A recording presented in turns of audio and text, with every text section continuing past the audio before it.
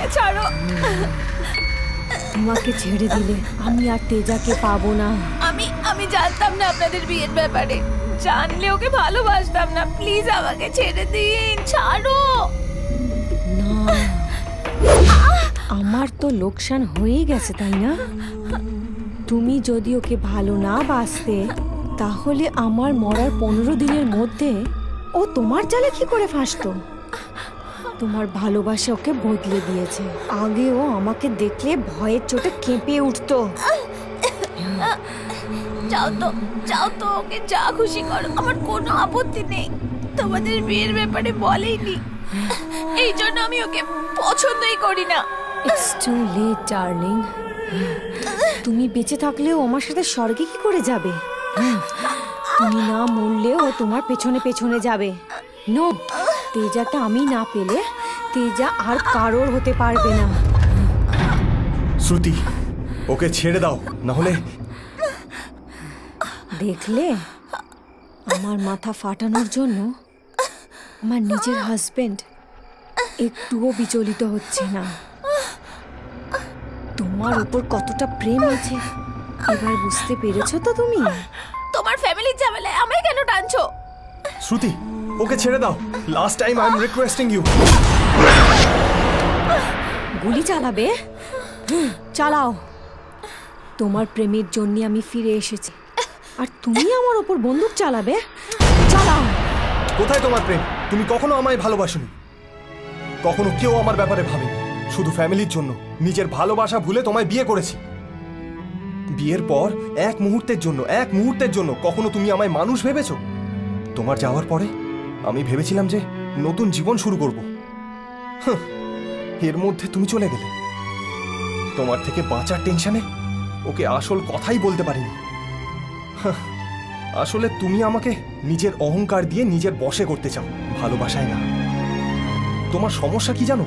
যা তুমি পাওনি সেটা যেন আর কেউ না পায়। ব্যাস, তুমি আমাকে পাওনি তাই চাও ও যেন আমাকে না পায়। আচ্ছা, এটাই কি ভালোবাসা? যারা ভালোবাসে তারা কি এমনই হয়? প্রেম কি? এর থেকে শেখো।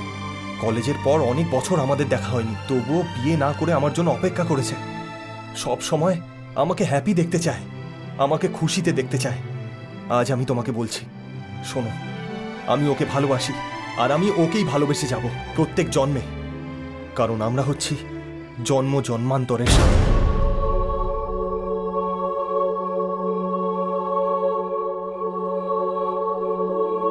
ঠিক বলেছো তুমি।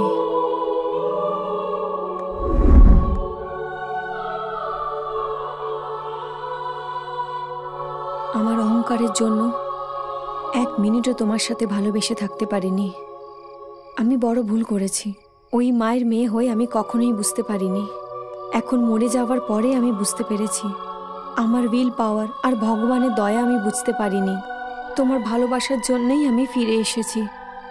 আমার ভালোবাসা আমি এভাবেই দেখাতে পারি। ওর মতো তোমার ইচ্ছা অনুসারে ব্যবহার করা আমি পারি না। আমি এমনই।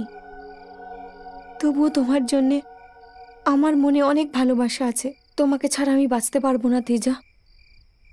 মরার পরেও তোমাকে ছাড়া থাকতে পারিনি। তুমি কেন বোঝোনি তেজা? সেই জন্য আমি ফিরে এসেছি। I want you Teja, I want you. I can't help it. এ তুমি কি বলছো? You R a living dead. আমি এর জন্য ওয়েট করছি। তাও যদি আমাদেরকে মেরে নিজের সাথে নিয়ে যেতে চাও তাহলে নিয়ে চলো।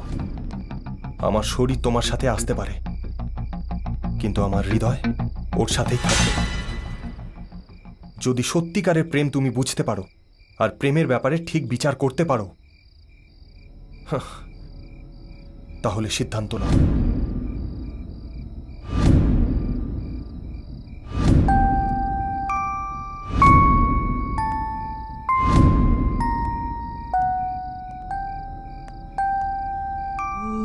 তেজা,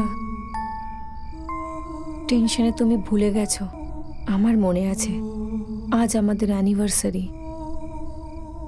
আজ তোমার সাথে সেলিব্রেট করে তোমাকে আমার সাথেই নিয়ে যেতে চেয়েছি, কিন্তু আমার সাথে তুমি আসছো না। তুমি শুধু আমার তেজা, আমাদের মতো বিনা হৃদয় লাশের মতো নয়। সেই জন্য আমি তোমাকে একটা সুযোগ দিচ্ছি, আমাদের অ্যানিভার্সারি গিফট।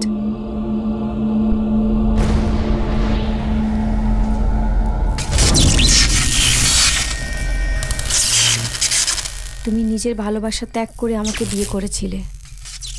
এখন তোমার ভালোবাসাকে জেতানোর জন্য ওকে আমি তোমাকে গিফট হিসেবে দিচ্ছি।